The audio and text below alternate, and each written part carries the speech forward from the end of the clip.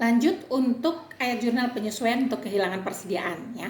Nah, di sini contoh di halaman 126 ya, persediaan senilai 95.925.925 seharusnya tersedia untuk dijual. Namun penghitungan fisik persediaan menunjukkan hanya 93.225 ya. Persediaan yang tersedia. Jadi kehilangan persediaan untuk tahun berakhir.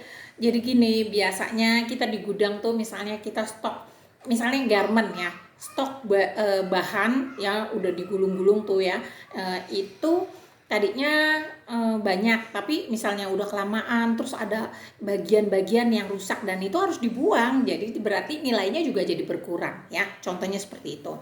Nah tadi ya, ini jadi tadi kan misalnya dengan perpetual ya, ini dengan pencatatan perpetual kita kurangi dengan harga pokok penjualan di debit, persediaannya di kredit ya.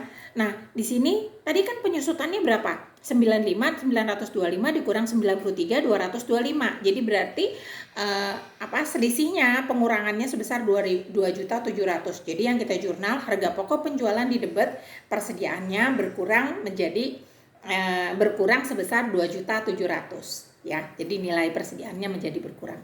Lalu di sini kita membuat terakhir adalah ayat jurnal penutup masing-masing untuk perpetual dan periodik. Perbedaannya adalah kalau kemarin kalian salah, kalian selalu laba, kalian catat di jurnal yang ketiga sebagai laba, salah ya. Itu kalian harusnya mencatat sebagai penambah modal. Ya kan? Banyak juga yang nggak bikin jurnal itu. Jurnal di penutup itu 4, bukan 3. Udah ada di contoh sebelumnya, tapi kalian salah ya. Nah, kita lihat di sistem persediaan jurnal penutup di dalam sistem persediaan perpetual ya. Kita lihat pertama penjualan, pendapatan sewa ya, kalau pendapatan ya. Terus sebesar berapa? Terus kreditnya itisar laba rugi ya. Terus itisar laba rugi. Nah, di sini ada retur-retur penjualan.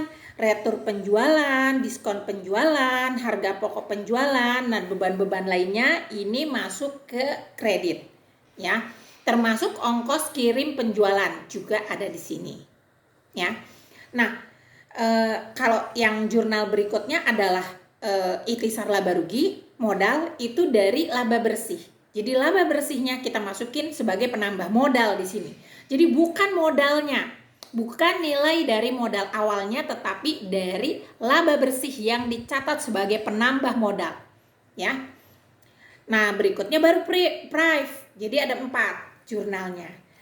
Kalau untuk jurnal penutup sistem persediaan periodik di sini ya, pertama ada persediaan akhirnya ya, lalu penjualan, lalu retur dan potongan pembelian, lalu diskon pembelian ya, lalu pendapatan lainnya sama seperti tadi, ada pendapatan sewa selain dari penjualannya ya.